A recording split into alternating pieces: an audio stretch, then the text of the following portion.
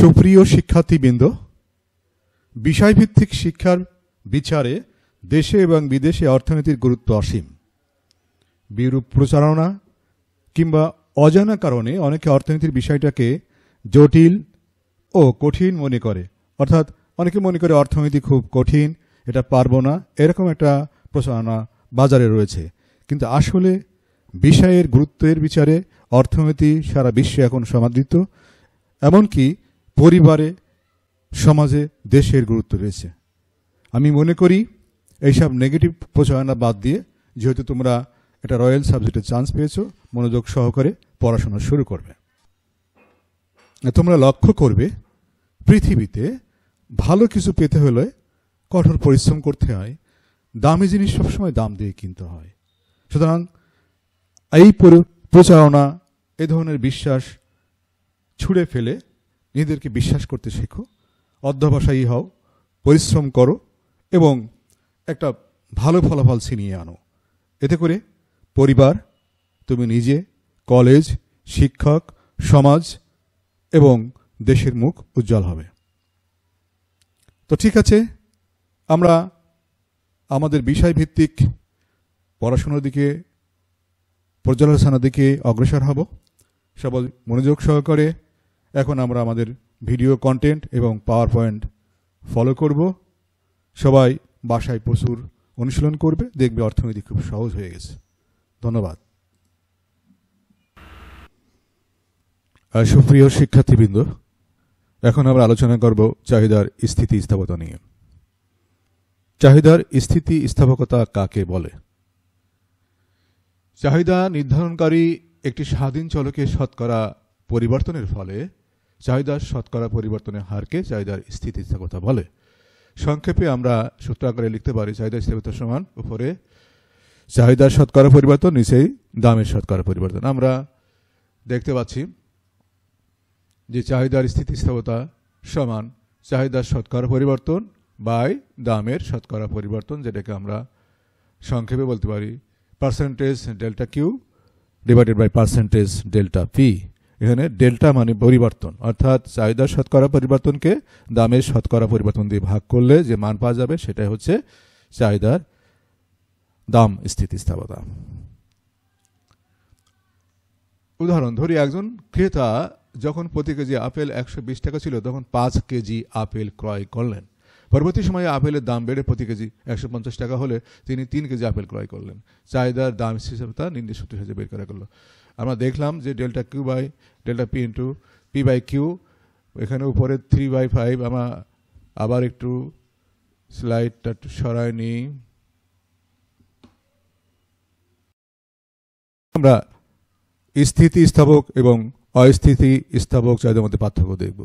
স্থিতিস্থাপক চাহিদা রেখা অঙ্কন করা হচ্ছে, দেখা যাচ্ছে যে চিত্রে ডি চাহিদা রেখাটা অপেক্ষাকৃত অনেক ঢালু রেখা। এক্ষেত্রে দামের পরিবর্তনের কম পরিবর্তন আর চাহিদার পরিবর্তন ব্যাপক। দামের পরিবর্তন এখানে চিত্রে আমরা দেখতেছি P1 পরিমাণ দামের পরিবর্তন, আর চাহিদার পরিবর্তন M1। চাহিদার পরিবর্তনটা বেশি, দামের পরিবর্তনটা কম। যখন দামের পরিবর্তন কম এবং চাহিদার পরিবর্তন বেশি হয়, তখন তাকে বলে স্থিতিস্থাপক চাহিদা। স্থিতিস্থাপক চাহিদার সংজ্ঞা হচ্ছে দামের পরিবর্তন সামান্য কিন্তু চাহিদার পরিবর্তনটা ব্যাপক হলে সেক্ষেত্রে স্থিতিস্থাপক চাহিদা হবে।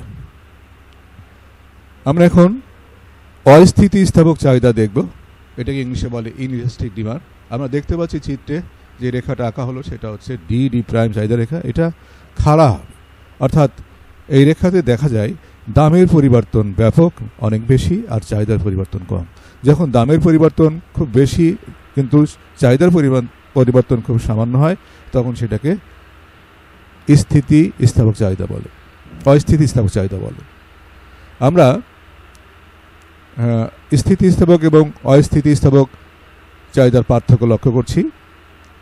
স্থিতিস্থাপক চাহিদার বেলায় দামের পরিবর্তনের চেয়ে চাহিদা পরিবর্তন বেশি হয়, পক্ষান্তরে অস্থিতিস্থাপক চাহিদার বেলায় দামের পরিবর্তনের চেয়ে চাহিদার পরিবর্তন কম হয়। সাধারণত বিলাসবহুল দ্রব্যের চাহিদাকে স্থিতিস্থাপক চাহিদা বলে, পক্ষান্তরে নিত্য প্রয়োজনীয় দ্রব্যের চাহিদাকে অস্থিতিস্থাপক চাহিদা বলে। দামি অলংকার, দামি গাড়ি, বাড়ি, এগুলো হচ্ছে স্থিতিস্থাপক চাহিদার উদাহরণ। আর নিত্য প্রয়োজনীয় দ্রব্য হচ্ছে অস্থিতিস্থাপক চাহিদা। উদাহরণ, আমরা এখন চাহিদার দাম, স্থিতিস্থাপকতা পরিমাপের বিভিন্ন পদ্ধতি নিয়ে আলোচনা করছি। এখানে 4টা পদ্ধতি আছে। সংখ্যাসূচক পদ্ধতি, একটা হচ্ছে বিন্দু পদ্ধতি, একটা বৃত্তচাপ, আর একটা হচ্ছে মোট আয় বা ব্যয় পদ্ধতি। প্রথমে সংখ্যাসূচক পদ্ধতি, এটা আছে চাহিদার দাম স্থিতিস্থাপকতা পরিমাপ করার এক উল্লেখযোগ্য পদ্ধতি। এই পদ্ধতি অনুযায়ী চাহিদার স্থিতিস্থাপকতা হবে 5 প্রকার। প্রথমটা হচ্ছে যে একের চেয়ে অধিক স্থিতিস্থাপক, অর্থাৎ যখন দামের পরিবর্তনের চেয়ে চাহিদার পরিবর্তন বেশি হয় তখন একের চেয়ে অধিক স্থিতিস্থাপক হবে। আমরা সূচি এবং চিত্রে লক্ষ্য করেছি। এখন একের সমান স্থিতিস্থাপক, যখন দামের পরিবর্তন এবং চাহিদার পরিবর্তন সমান হয় তখন সেটা একের সমান স্থিতিস্থাপক হয়। আমরা লক্ষ্য করছি যে দামের পরিবর্তন এবং চাহিদার পরিবর্তন সমান সমান হয়েছে, যার ফলে একের সমান স্থিতিস্থাপক হয়েছে। নেক্সট আমরা 3 নম্বর যেটা আলোচনা করব সেটা হচ্ছে, আমরা স্ক্রিনে লক্ষ্য করছি একের চেয়ে অধিক, এটা রিপিট হয়ে গেল, একের চেয়ে অধিক, এটা আলোচনা অলরেডি করা হয়েছে। একের চেয়ে অধিক স্থিতিস্থাপক চাহিদা হবে যখন চাহিদার পরিবর্তনটা বেশি, দামের পরিবর্তনটা কম হয়। একের চেয়ে কম স্থিতিস্থাপক, ব্যাপারটা আবার রিপিট হচ্ছে, যখন চাহিদার পরিবর্তন কম কিন্তু দামের পরিবর্তন বেশি তখন একের চেয়ে কম স্থিতিস্থাপক চাহিদা হবে। অসীম স্থিতিস্থাপক, আমরা লক্ষ্য করছি যে অসীম স্থিতিস্থাপক তখনই যখন চাহিদার পরিবর্তন হবে কিন্তু দামের কোনো পরিবর্তন হবে না। দামের পরিবর্তন না হলে যদি চাহিদার পরিবর্তন হয় সেক্ষেত্রে চাহিদার স্থিতিস্থাপকতা হবে অসীম। আমরা দেখতে পাচ্ছি যে উপরে 50% চাহিদা পরিবর্তন আর নিচে 0% দামের পরিবর্তন, এর ফলে মানটা হবে অসীম স্থিতিস্থাপক চাহিদা হবে। সব শেষে শূন্য স্থিতিস্থাপক চাহিদা। শূন্য স্থিতিস্থাপক চাহিদার ক্ষেত্রে দামের পরিবর্তন হলে চাহিদার কোনো পরিবর্তন হয় না, অর্থাৎ উপরে দামের পরিবর্তন শূন্য, নিচে চাহিদার পরিবর্তন, এটা সংখ্যা মান পাওয়া যায়। এক্ষেত্রে উপরে শূন্য যেহেতু এখানে রেজাল্ট হবে শূন্য, অর্থাৎ এক্ষেত্রে চাহিদার স্থিতিস্থাপকতা শূন্য। যখন দামের পরিবর্তন হলেও চাহিদার কোনো পরিবর্তন হয় না তখন চাহিদার স্থিতিস্থাপকতা শূন্য।